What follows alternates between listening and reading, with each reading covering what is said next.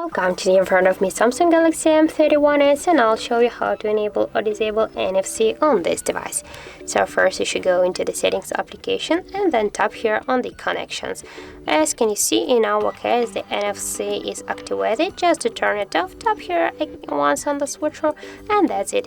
And if you want to just turn on again the NFC, tap here again, for example on the switcher, or you can just use